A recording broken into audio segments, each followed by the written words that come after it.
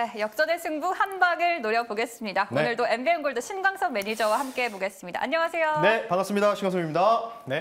저희가 역전의 승부사로 처음 네. 이렇게 호흡을 맞추는데 얼굴이 새빨개지셨어요. 네, 굉장히 또 너무 잘 만들어 주셔가지고 네. 굉장히 영광스럽고 감히 제가 저런 영상에 있어도 되는지 좀 그렇게 생각하고 네, 있었습니다. 저도 영광이네요. 이런 시간을 함께 할 수 있다는 게. 저희가 사실 일주일밖에 안 지났지만요. 지난해였죠. 이 코스피 시장이 조금 더 상승할 수 있다는 기대감이 굉장히 컸거든요. 네. 근데 그런 기대감을 오늘은 좀 반영을 하는 시장이었던 것 같아요. 어떻게 보셨나요? 사실 결정타는 저는 아까도 말씀드렸지만은 그 금융투자소득세 관련된 폐지 이번에 윤석열 대통령께서 역대 대통령 처음으로 한국거래소 이 개장식에 참여를 하셔서 그와 관련된 부분들을 천명하셨던 부분들이 굉장히 크다라고 좀 보고 있고요. 그 소식 이후에 외국인들이 선물 쪽에서 매수가 다시 잡히면서 지금 증시를 거의 2,700 근처까지 갖다 놓고 있다라고 좀 보시면 좋을 것 같은데 오늘 근데 가장 중요한 건 뭘까요? 오늘은 제가 볼 때는 진짜 이 날인 것 같아요. 반도체의 날이다. 오늘 반도체, 특히 이제 기존에 있었던 후공정, HBM 관련주들은 좀 멈추고 나머지 못간 반도체들이 오늘 완전히 불을 뿜는 계기가 좀 나오고 있기 때문에 이 분위기가 저도 개인적으로 계속 이어질 것으로 생각을 하고 있기 때문에 오늘 과연 제가 역전의 승부사 종목으로 반도체 종목을 들고 나왔을지 잠시 뒤에 한번 소개를 시켜드릴 수 있도록 하겠습니다. 제 주변에서도 이제 새해가 밝았으니까 네. 주식 투자 좀 열심히 해보겠다. 새로운 마음으로 투자 전략을 좀 세워보겠다 하시는 분들 많거든요. 네. 그러기에 좀 좋은 시장일 거라고 생각하시나요? 굉장히 좋죠. 제가 볼 때는 봄이 올 때까지는 계속 이런 시장이 좀 좋아지지 않을까 이렇게 생각하고 있습니다. 네, 오늘 좀 기대를 해보겠고요. 저희 리뷰 먼저 해보도록 가도록 하겠습니다. 지난달이었죠. JP모건 컨퍼런스로 저희가 직접적인 수혜주로 소개를 해드렸던 티움바이오. 네. 티움바이오가 목표가 터치는 아직은 안 했지만 거의 상승률이 10% 가까이까지 올랐거든요. 이 기업 리뷰 먼저 들어보고 가도록 하겠습니다. 사실 지난주까지만 해도 바이오가 전반적으로 같이 상승했는데 오늘만큼은 제가 앞서 말씀드렸죠. 몇 개의 바이오 종목들만 좀 움직이고 반도체 이게 전통 쪽만 강하게 움직이고 있다. 평균적으로. 티움바이오가 지금 한 10% 가까이 좀 올라갔었어요. 지금 좀 보시면 가까이 한번 차트 보면서 말씀드리겠습니다. 사실 이날 거래량 터진 걸 제가 주목을 했었고요. 이틀 연속 거래량 터졌는데 주가가 사실 윗골에 달고 밀렸으면은 쭉 밀리고 이전의 시세까지는 좀 반납을 해야 되는데 중요한 게 뭘까요? JP모건 헬스케어 컨퍼런스 관련주 중에서 이제 마지막 남은 종목이 이 종목과 올릭스 딱 두 종목이 있다고 했는데 중국 한소제약 관련된 1월 9일 날 컨퍼런스가 있습니다. 거기서 자국 내박진 치료 관련된 일상 관련된 브리핑이 있을 예정인데 이 회사가 뭐라고 했죠?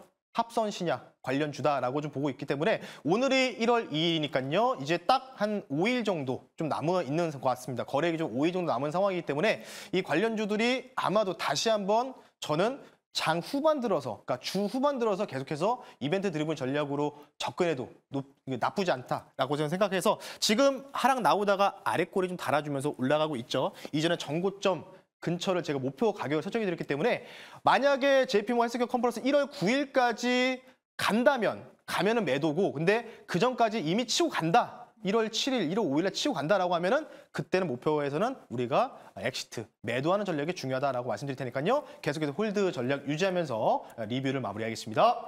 네, JP모건 헬스케어 컨퍼런스의 직접적인 수혜주로 소개를 해주셨던 티움바이오. 네. 이 JP모건 헬스케어죠. 1월 9일까지는 가져가도 괜찮다. 그리고 목표가까지도 홀딩해도 괜찮다라고 의견을 주셨습니다. 네, 그럼 이제는 신광섭 매니저가 또 새해 복을 나눠줄 시간인데요. 그 전에 오늘 첫 번째 주제 바로 살펴보도록 하시죠.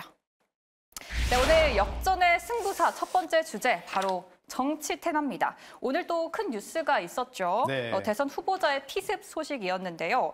사실 정치 테마주는 지난해 연말부터 계속해서 랠리를 펼쳐왔어요. 맞습니다. 네. 올 4월이면 총선도 있고 또 미 대선까지도 앞두고 있는데 조금 더 간다는 기대감이 큽니다. 어떻게 보시나요? 그러니까 가져갈까요? 우회할까요? 눌림이 나올 때마다 매수하는 관점인데 제가 항상 역전의 승부사에서 관련주들을 소개시켜드리고 물론 저도 정치 테마주 붐이 일으키기 전에 일주일 전에 미리 말씀드렸었죠.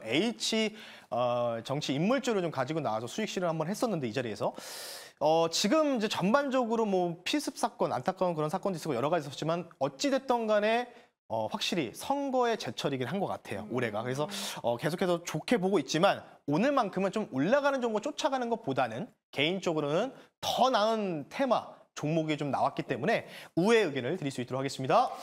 네, 정치 테마주는 올라가는 말에 타기보다는 우회 의견을 주셨고요. 그보다 더 좋은 테마를 가지고 왔다라고 해주셨습니다. 네, 신광선 매니저님의 새해 복 기대되는데요. 네. 그러면 오늘의 이 승부주 어떤 건가요? 저희가 이제 스튜디오가 이제 옮겨 왔거든요. 이제 굉장히 멋있게 지금 딱 보이시죠? 근데 그 전에 제가 야놀자라든지 이런 관련주들 처음에는 제가 별로다라고 했다가 바로 다음날 뭐라고 했냐면 상황이 달라졌다. 그래서 분명히 한번 가지고 나올 거라 했는데 그래서 오늘 야놀자 관련주를 오히려 저는 주목해야 돼서 가지고 나왔고요. 현재가가 제가 체크를 할 수 없어서 좀 모르지만 어쨌든 현재가로 저는 편입을 하고요. 종목명 말씀드리겠습니다. 관련주 중 대장 갖고 왔습니다. 종목명은요. 그레디언트라는 종목을 한번 소개를 시켜드릴 수 있도록 하겠습니다. 네, 오늘의 역전의 승부주 그레디언트입니다. 이 야놀자 상장 관련해서도 많이들 들어보셨을 만한 종목인데요. 이 종목 사실 급등이 나왔었던 종목이거든요. 네, 맞습니다. 네. 또 다른 수혜 모멘텀이 있는 건가요? 네, 일단 이 종목은요. 사명이 변경이 좀 됐었습니다. 2년 전에 요즘 아시겠죠? 인터파크라는 회사 아실 겁니다. 여기서 이제 사업 부분에다 물적 분할도 나오면서 사명이 좀 변경됐고요. 이게 왜 근데 야놀자 관련주냐라고 생각하실 텐데 이제부터 설명을 드릴게요. 야놀자가 이 회사 인터파크에 물적 분할을 하면서 4억 건을요. 인터파크 그레디언트에 팔았습니다. 그러다 보니까 직접적인 이런 사업 관련된 이 야놀자 관련주로 편입이 됐다. 이렇게 좀 보시면 되는데 중요한 건 이거죠. 야놀자 미국 상장.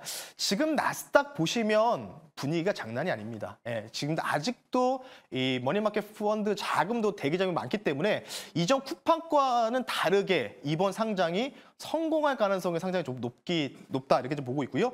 야놀자 시가총액이요. 한 달 전까지만 해도 지금 비상장 쪽에서 이제 계산했을 때 3조 5천억 정도를 추산했는데 현재는 거의 5조 원 가까이 4조 9천억 정도로 추산한다고 하니까 이 가치가 좀 엄청나겠죠. 아마 올 상반기 안에 IPO 관련된 공식화 가능성이 좀 높다. 그러면 이게 상장을 하든지 안 하든 간에 그 기대감으로 올라갈 수 있기 때문에 이 관련주를 소개를 시켜드리고요.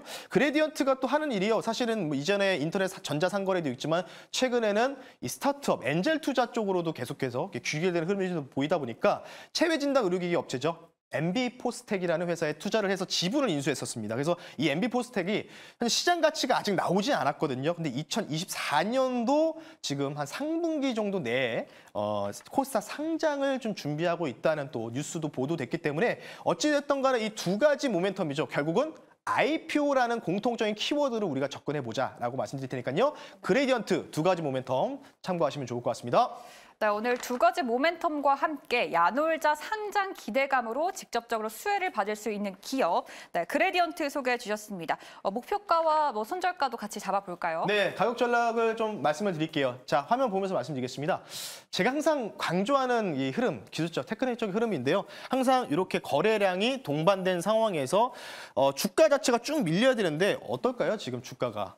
사실 그렇게 밀리지 않고 있죠. 네. 그리고 거래량 자체, 밑에 보시면 거래량 자체가 소멸됐습니다. 완전히 보이지도 않아요. 여기 대비해서 완전히 보이지도 않은 상황인데 여기에서 제가 가장 좋아하는 패턴 N자 파동이 좀 나올 가능성이 저는 높다라고 좀 볼 수 있기 때문에 그럼 이 종목은요. 목표가가 어디가 될 거냐면 이전에 12월 14일 날 윗골이 닿았던 고점 영역이죠.